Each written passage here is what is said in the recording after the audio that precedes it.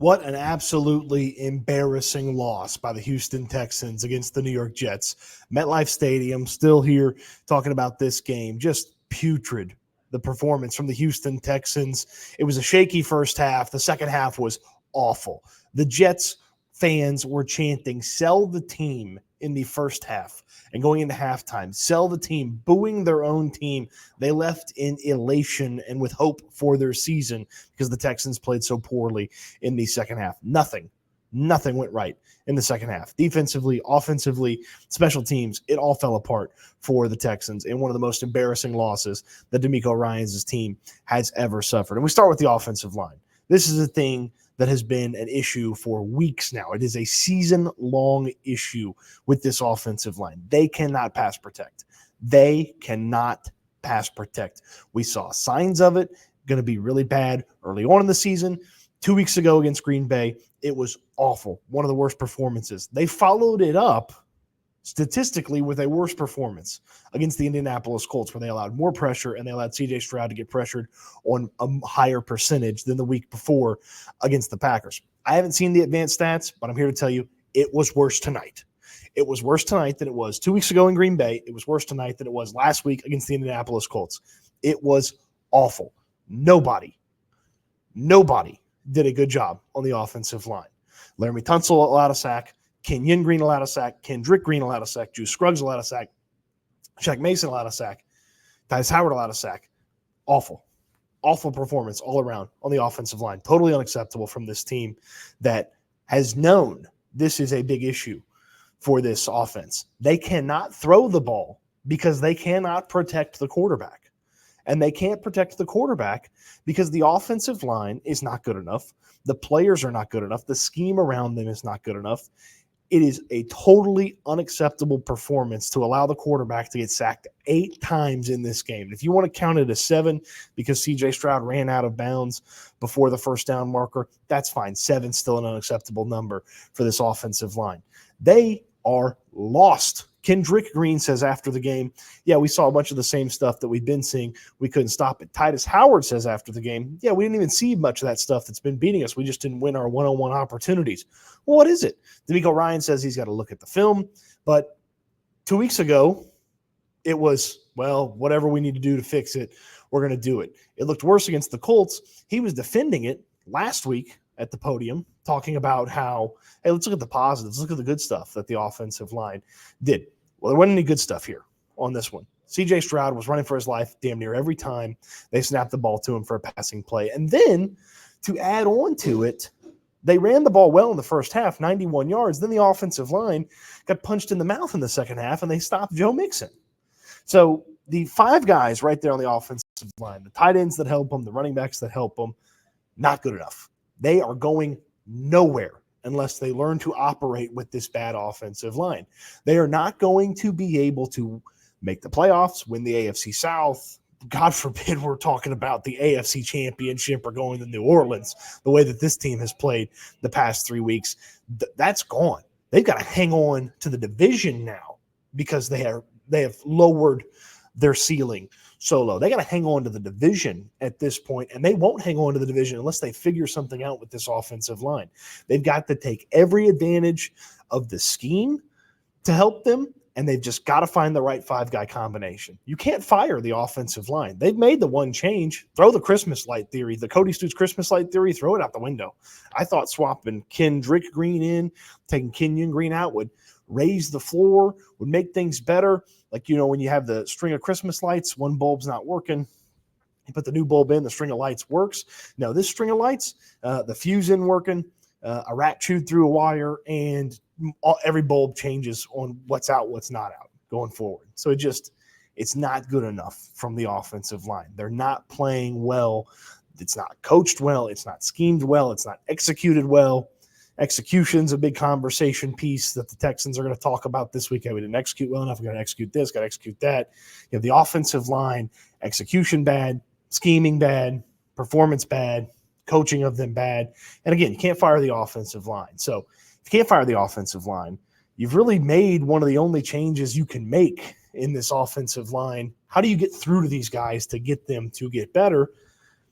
Somebody's got to be at the helm of this. And I'm not fire the hitting coach guy when the baseball team can't hit.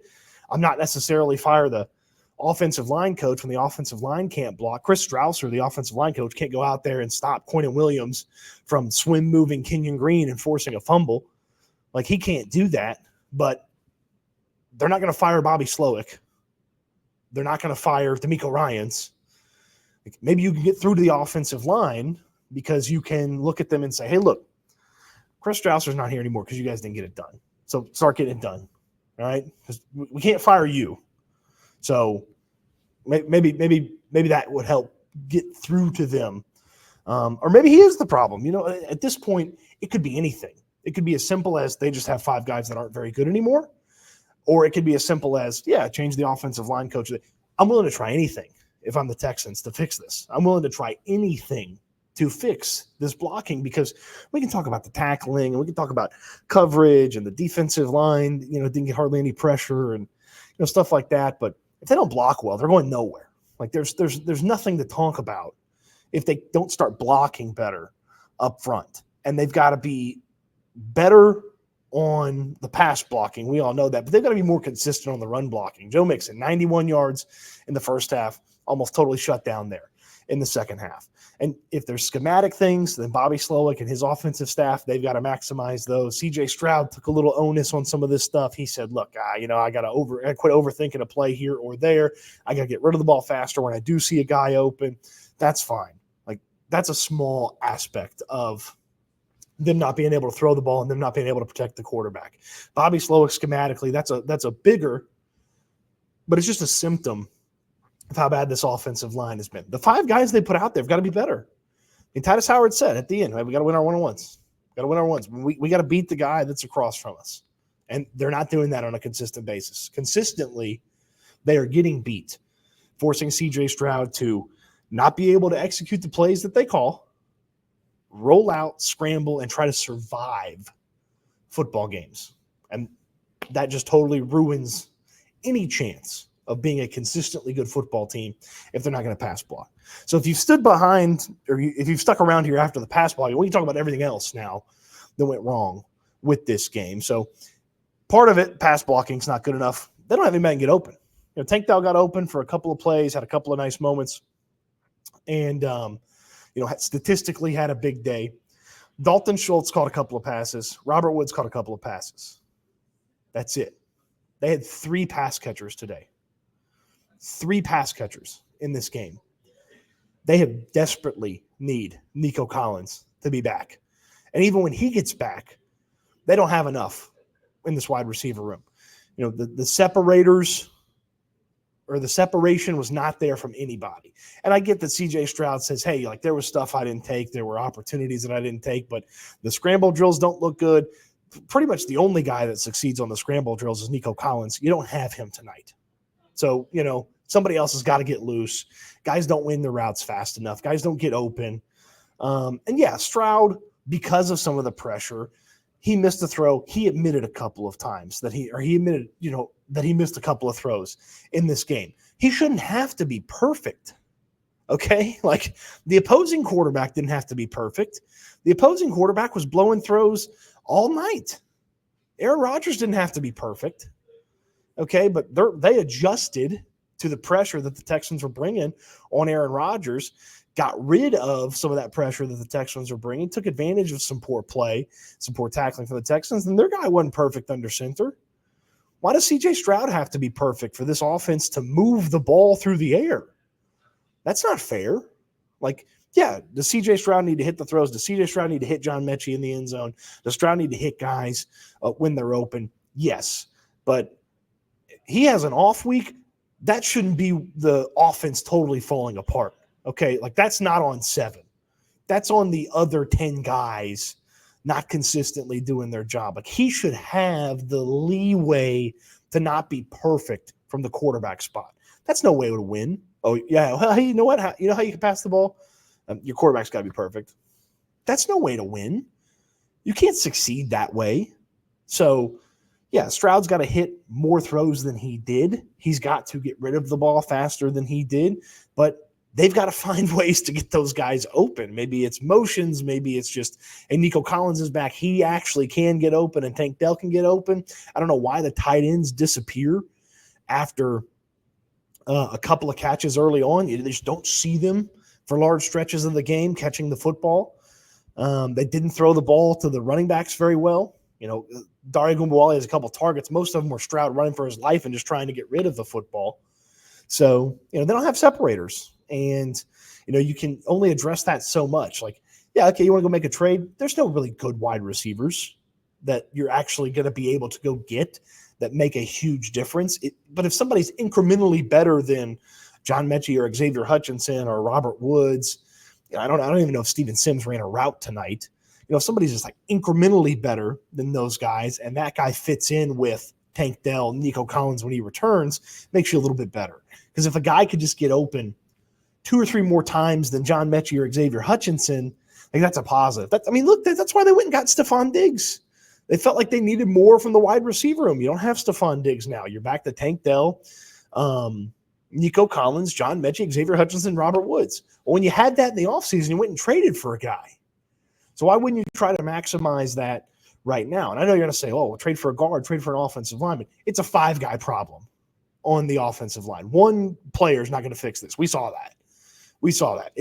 You could bring in Larry Allen on this offensive line, and the other 4 guys wouldn't be good enough, and they wouldn't be able to block. So, you want to trade for an offensive lineman? They're incrementally better than Kendrick Green, Kenyon Green, Jared Patterson, whatever they're putting out there at left guard. You want to trade for a veteran center and bench Juice Scruggs, somebody that knows the system and can call out some of the protections maybe a little bit better. Okay, but if that guy blocks and Shaq Mason's over here having a poor performance, it's not going to matter that much. So, do you want to try something new on the offensive line? Sure. Do something different on the offensive line, but also trade for a wide receiver, somebody that can get open. And maybe there's not somebody that can get open, but I'd be willing to try something new because Xavier Hutchinson very clearly has a ceiling that's very low. John Mechie at this point very clearly has a ceiling that's very low. And again, on a night where they couldn't pass protect, I don't want to be too critical of the wide receiver situation, but in this situation, this offseason, they went and added talent to the room. And even if the talent only makes the back end of the wide receiver room a little bit better, it'd be a positive for this team. So, the wide receivers couldn't separate. Nobody wins on the scramble drills like Nico Collins does. He's going to be back next week, but Nico Collins is not going to fix everything when it comes to this wide receiver situation. It was nice to see Tank Dell getting going, and maybe Tank Dell and Nico Collins can sort of drag you into relevancy with this passing scheme, can drag you into some sort of consistency because they can get open. I mean, when Collins was healthy, there was a time where the Texans started the season. They were number 1 in passing for a brief moment. That feels like a million years ago because the quarterback can't stay upright and take a 2-step drop without somebody breathing down his neck. So if you can address the wide receiver situation, make that a little bit better. I know it's a no practice week for these wide receivers. They didn't get to execute anything on the field. It was all walkthroughs this week. It's a short week, and Collins is back next week, but that shouldn't stop you from trying to make the bottom of the wide receiver room a little bit better. There's just probably not a guy that's a middle of the road addition, but just give yourself another option. It doesn't cost a lot. It might cost a 6th-round pick, a 5th-round pick, and you get the player and a 6th-round pick back. It's not going to be expensive, but just give yourself that option, that chance that maybe that guy's got something better than what we've seen from John Mechie in his year plus playing for this team, better than what we've seen from Xavier Hutchinson in his year plus playing for this team. And Robert Woods got open a couple of times, but he's been hurt a bunch since he's been here. So you can't necessarily rely on him as the 3rd wide receiver as well. So you got to improve that. Now, I've talked a lot about the offense up to this point. The defense was bad in the second half. I mean, you finally saw some coverage things pop up from a leaky situation. Jalen Petrie admits that Davante Adams just ran by him for a touchdown. That's not good. You probably should put some help over Jalen Petrie when Davante Adams is matched up on him in a one-on-one man situation. Probably put a little help there. But you shouldn't have one – it's a conversation we have with CJ Stroud where he's got to be perfect. You shouldn't have one bad defensive play sink you. It's like Jalen Petrie should be allowed to make a mistake. Kamari Lassiter should be allowed to make a mistake. Like, they shouldn't have to play perfect football in the second half to be a successful defense. So, but Petrie one-on-one with Devontae Adams in a man situation, that's not something that's going to go the Texans' way very often. Kamari Lassiter got beat up a couple times. Devontae Adams got him once, and obviously Garrett Wilson got him for the crazy one there in the end zone, which, look, I didn't know that the referees were also anatomy experts. The shin hits before the knee hits out of bounds. Like, I thought it was all part of the leg.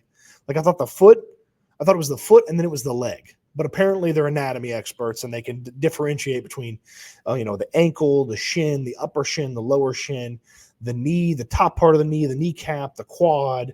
They can just differentiate between all of that in New York and here on the field with the Zebras, and they can overturn a play that, to me, live and even slow motion looked like the guy was out of bounds. I didn't agree with the overturn. I thought it should have been play stands. Hey, again, you shouldn't have to be perfect on defense. All right. You shouldn't have to be perfect on defense to have a successful night defensively. They didn't tackle well. D'Amico Ryans mentioned that a couple of different times. I asked him about halftime adjustments. I think one of the fun things he said was, there's no halftime adjustment for us tackling poorly. Okay, that's true. There is no halftime adjustment for tackling poorly. You got to, the short sideways passes, you got to make them pay by tackling well.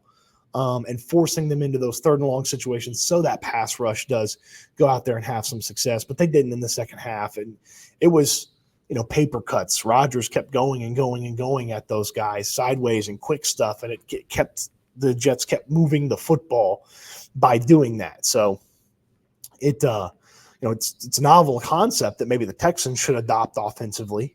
It's a way to mitigate pressure and keep things from being a big-time issue when it comes to pass rush, because that pass rush was getting home in the first half. And Will Anderson got rolled up on by Neville Hewitt on a play, and he played sparingly after that, didn't come back there in the second half. So that's something that's scary. AFC Defensive Player of the Month, and now, he's a question mark for the Lions game and maybe after that because of this ankle injury that he's got now. But Nico Autry had a couple of sacks there in the first half. Daniil Hunter helped push some of the pressure that got Autry one of those sacks. And then Aaron Rodgers and Todd Downing, who's rarely been successful in his NFL career, they made a bunch of adjustments at halftime, mitigated the pass rush. Texans quit tackling well, and things fall apart for them. And they get embarrassed by the Jets because the defense basically had to be perfect in the second half, and they weren't. And, third and short, and the Jets are able to throw the football to get first downs. Fourth and short, at one point, they threw the football to get a first downs. Like, that wasn't great, but it'd be very disingenuous to be super critical of the defense when the offense has been an issue for weeks now. For weeks. They haven't scored a second-half touchdown since New England. Kaimi Fairbairn's missing field goals, easy field goals at that. And then I talked about the defense, talked about the offense. I'm remiss for not getting to this earlier. The halfback pass is the worst play call all season. It's the worst play call all season. They're moving the football down the field on that drive. It's one of the only drives where they've had an explosive. They're coming right back off of a successful Jets drive, 50 yards to Tank Dell. They get things going. They're moving the ball. It's 2nd and 7. And they call it a trick play. And D'Amico Ryans defended it by saying, if it works, you would say it's a good play, but it didn't work, so now it's a bad play. No, that's not the case. That's not the case at all. It's bad process. It's 2nd and 7 from the Jets' 10. That's not the time for a trick play. That's the time for handing it to Joe Mixon, who had 100, basically 100 yards rushing in the first half. It's the time for handing it to Joe Mixon, letting him barrel through the defensive line, wear down that Jets defensive line so they don't have as much juice to pass rush C.J. Stroud. But no, they decided to put the ball in Joe Mixon's hand to have him throw the ball on a fade route to the quarterback. And D'Amico Ryans said, execution wasn't good. We didn't get the look we wanted. Yeah, maybe because things have to be perfect for that to work. Again, bad process getting to the trick play. That's why it was the wrong move, not because it didn't work. Okay, even if it had worked, that would have been an unnecessary risk that the team took. That play blows up 9 times out of 10. Like maybe it works 1 time out of 10. Maybe. The success rate of that's probably lower. And that's a symptom of something that's been a systematic illness for this offense. Is Bobby Slowick's timing for some of these things, when he decides to go sideways with screen passes, when he decides to run a reverse or an end around, or when he decides to call a halfback pass. Like the timing of some of this stuff is not good. He's got to be much better. He's just got to be much, much better with this team, with the play calling, with the blocking scheme, with how he calls things. You can't call these long developing plays. You've got to find a way to assist CJ Stroud with the scheme. And they tried. They ran a bootleg to get him some open space, and then Tyus Howard didn't win his one-on-one. And there was pressure. They bootlegged into a pressure. Like, there's so many things going wrong, and they're compounding on each other. The offensive line can't block, so Slowick's having a hard time calling the offense. When they are blocking, he's calling plays that don't make sense or ill-timed or ill-conceived. And really, again, it goes back to the offensive setup that we talked about earlier. It's unfair, but they basically have to be perfect from the quarterback spot to successfully move the ball through the air. And when they're not, like against the Jets, it's going to look horrible. It's going to look horrible. So if you sat through all of that, I appreciate you. Check out Platinum AC and Heating, the sponsor of this video. You saw the lower thirds pop up throughout the course of this. My guy Dwyane was actually in the building for this embarrassing loss to the Jets. It's funny because MetLife looks like a big air conditioner on the outside, and then the best AC guy in the business, Dwyane from Platinum AC and Heating, was in there. You're going to get an exclusive viewer price when you call Platinum AC and Heating. 832-777-3683 is the number for that as well. So check out Dwyane from Platinum AC and Heating, and I promise you his performance in the AC game is better than the Texans' performance that they had against the Jets. So check that out. Appreciate you watching the video. Hope you enjoyed it. Appreciate the support that allows me to cover the games on the road. So thank you for that. Can't wait till we talk Texans again soon.